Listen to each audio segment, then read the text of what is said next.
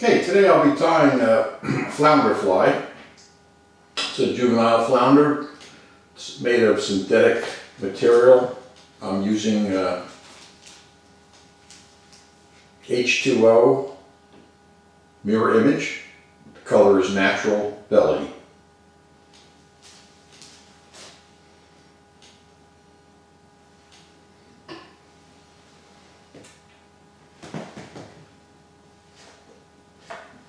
The hook I'm using is a Mustad 60-degree jig hook. It's a 32786 BLN. The BLN's for black nickel.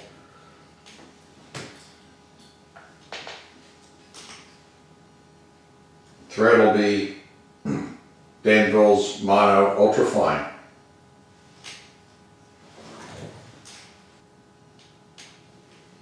Start at the rear of the hook.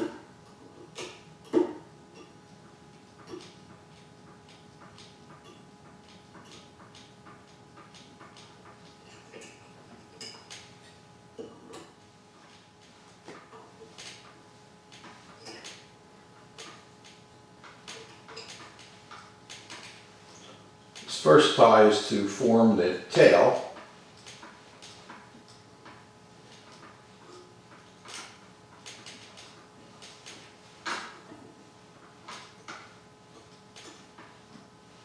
And I'll wrap to just where the curve of the shank begins.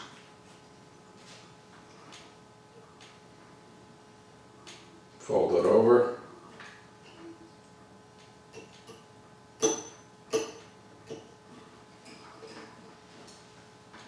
Then cut it just straight.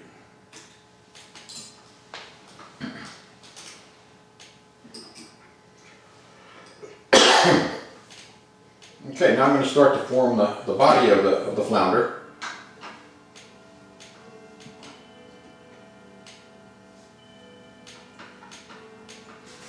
And as you can see, I'm right on the side of the shank. All of these ties, except for the first one, are on the side of the shank. A few wraps, then a couple wraps in between the fold, just to kick it out a little bit, and I'll start my trimming right at the angle.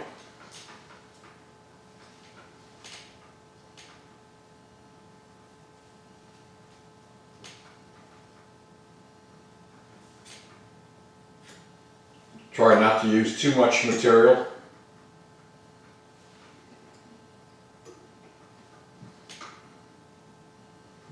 Okay, to the other side. Again on the side of the shank.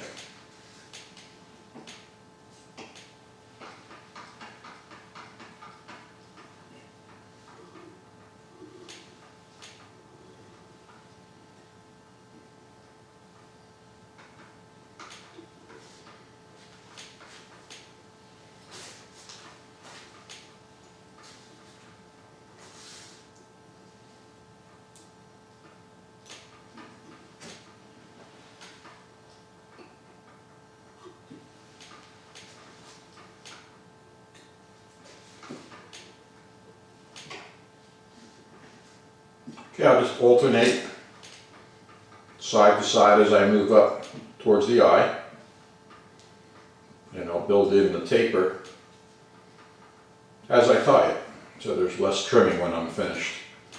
You can better appreciate the symmetry of the fly if you do it that way.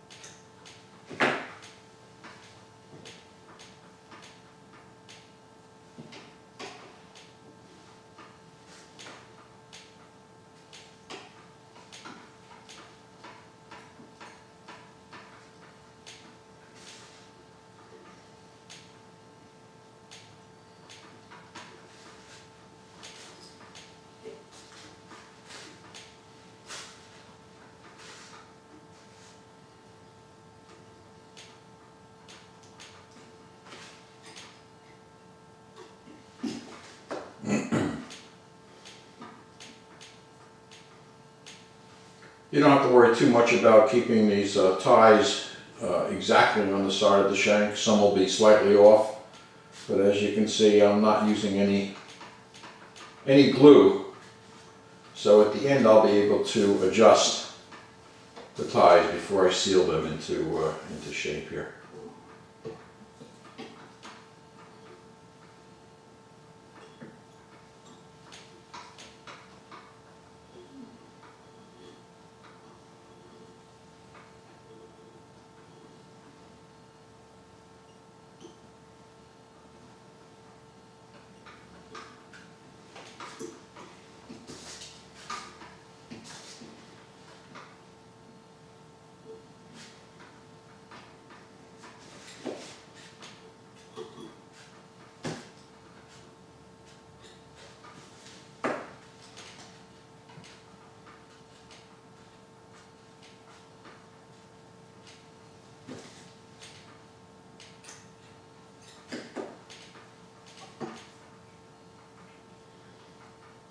You know, if you're using this material during the winter time, you get a little static. Just wet it slightly, then it'll lay down pretty good.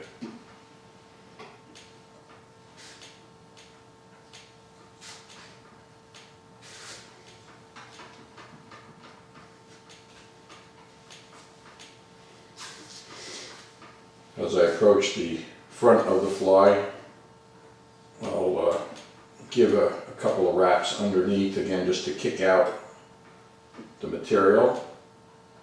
Make sure I got some width to the shape. You want to basically tie the shape in and then seal it so it holds that shape later on.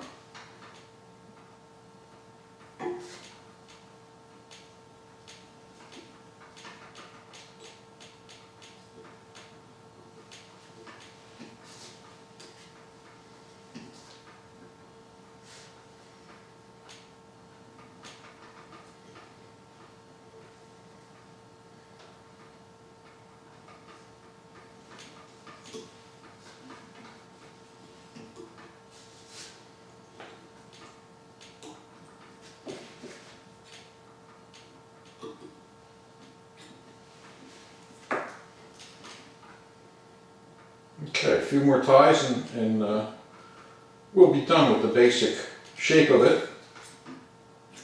We'll fine tune by trimming, and then we'll add some color, eyes, and some weight. Very important to use the 60-degree jig along with some weighting underneath, which I'm going to be using tungsten powder mixed with epoxy. And I'll just lay it right on the bottom and let it cure as it self-levels.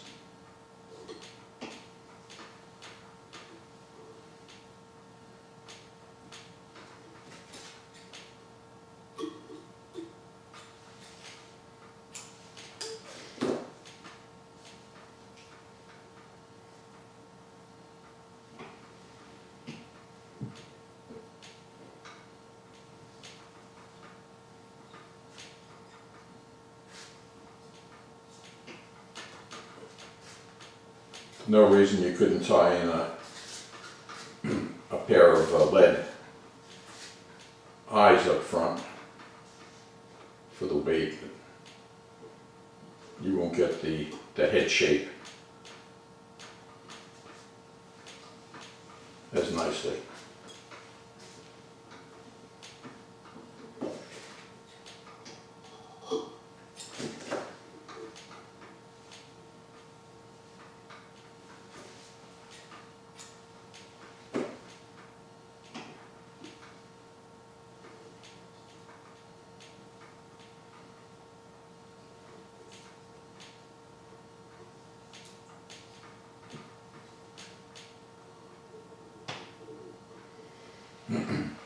Trying to pick up the last tie, and as you can see it's tough, so I just use my bodkin to come right in between the last two ties. pick out the one that I'm trying to hang on to. There we go.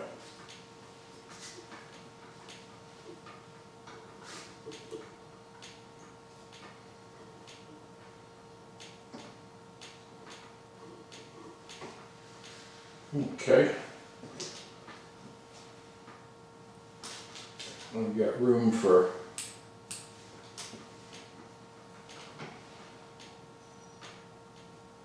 one more layer of material here, I think.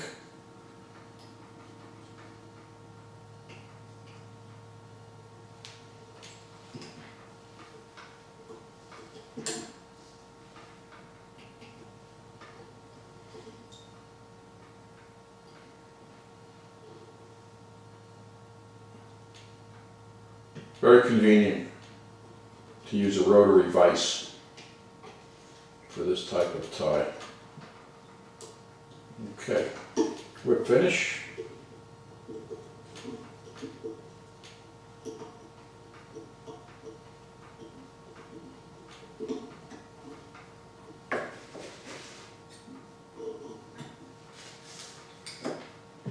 Okay, you can see I've got the basic shape of the fly done, and what I'll do now is if you look at it from the front, it's somewhat even, but I'll actually play with it a little bit and straighten these fibers out so that it does lay straight, true. Okay, now I'll start the trimming.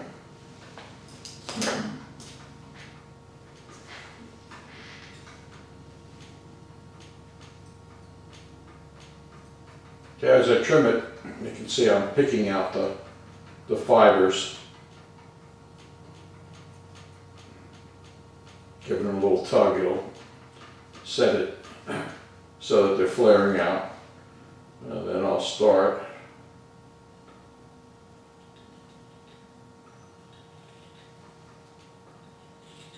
trim. I want to be sure not to touch the first tie, which is the tail. Same on the other side here.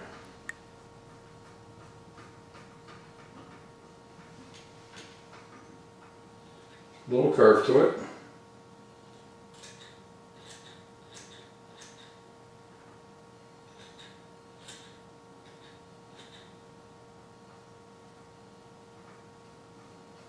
If you look at the juvenile flounder, they're not exactly symmetrical side to side, so you don't have to be too perfect with it. You want to be close enough so it swims properly, doesn't spin, isn't overweighted on one side or the other too much. But other than that, now at the tail, you can see where the short meets the long. I just want to get to the short. There we go. That's good enough. Okay, there you have it. The basic shape is fine.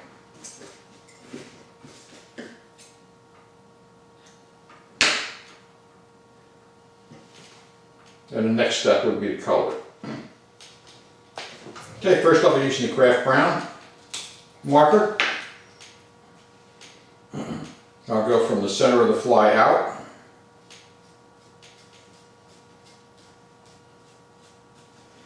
And what you want to do with this is you want to bring the color to the edge of the material, but not quite all the way. And that'll give the illusion of fins.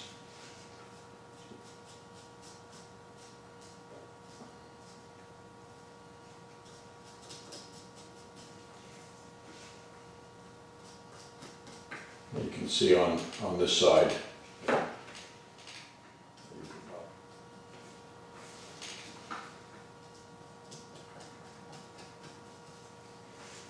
Okay, that's close enough.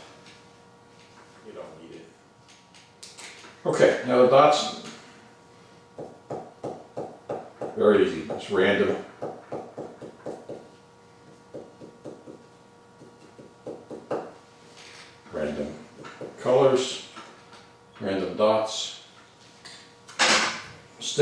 appropriate size for the fly.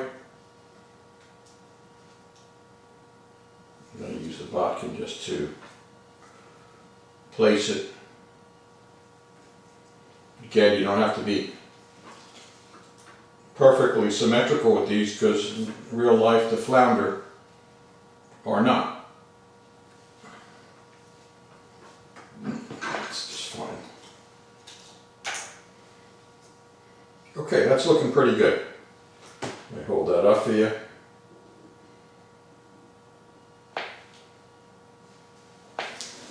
Okay, next I'll put it back in the vise, and then we're going to apply some plastic dip. You can use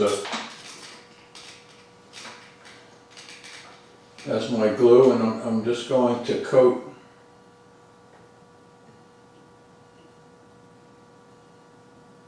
the wraps all along the shank.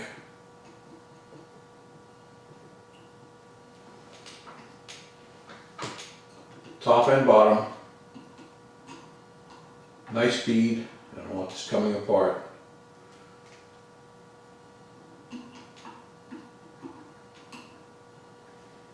I'll put a little extra on the front of the fly underneath, just so when I place the tungsten epoxy mixture, it doesn't soak all the way through the fabric. That tungsten and epoxy gets nice and heavy and really flows. So this will prevent it from going too far through the fabric, the fibers. Okay, I'll give the eyes a good coat, and also make sure that I'm overlapping into the fiber. Those eyes will stay on there real good.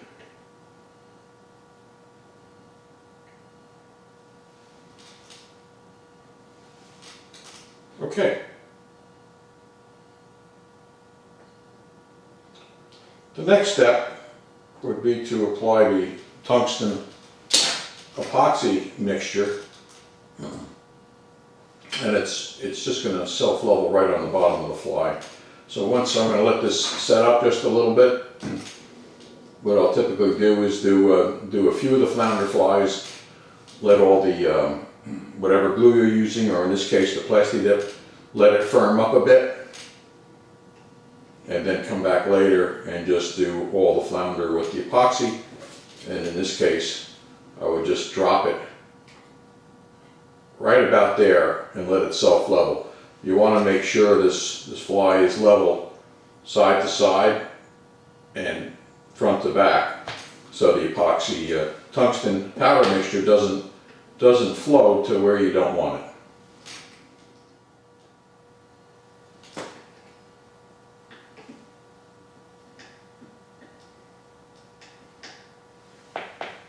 Here I have another fly that I've prepared. It's glued, the eyes are on, the glue has had a chance to settle and firm up a bit, so now I'll just apply the epoxy mix to the bottom. That's a little pricey from Loon. Golf supplies will have it to fill to weight the golf club shafts. And it's just a fine, heavy powder.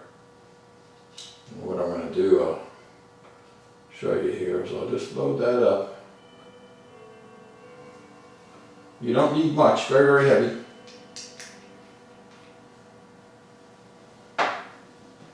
And then with the bodkin, I'll just stir it in. So all I'm going to be doing is just around and around. Okay, I'll finish doing that here, and I'm going to let that, it's 5-minute epoxy, so I'm going to give that 2 or 3 minutes so it doesn't have too much of a chance to flow in between the material when I apply it.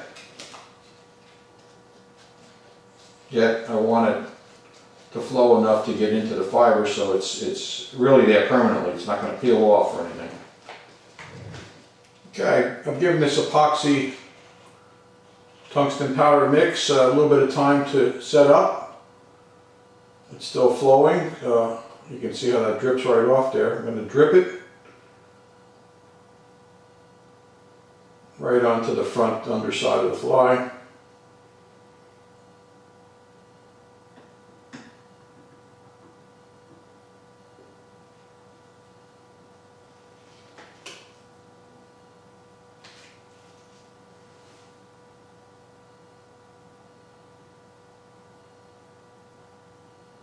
And if I need to move it at all, I'll move it with the tip of the bodkin.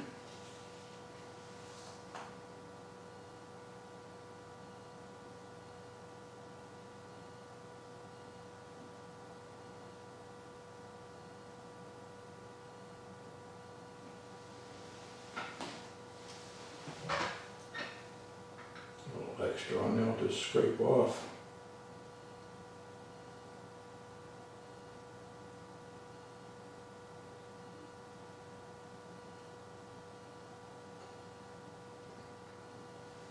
There, that's it.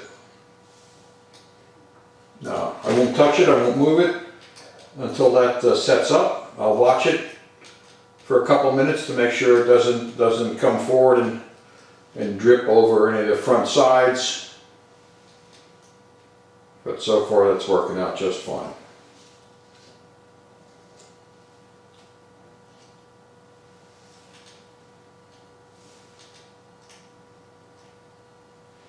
Remains nice and flat, so when the fly is in the water, it'll immediately go right to the bottom very quickly. It'll also, if it lands upside down, it'll right itself because of the weight and because of the 60-degree jig hook.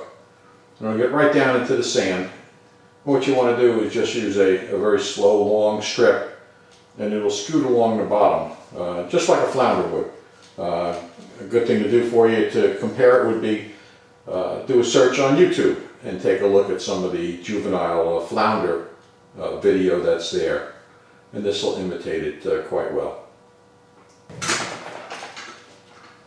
Okay, I've given it, I think, enough time. What I'll do is I'll use that pad of paper and draw my bodkin through it just to make sure. Yep, that's not flowing anymore.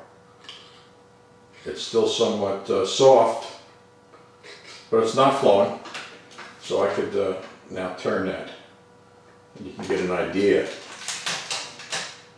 of what that looks like. It's nice and flat, and it's a good weight and nice and heavy, much heavier than lead.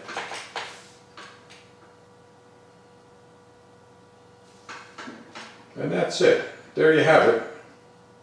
Farrar's flounder. Good luck with him.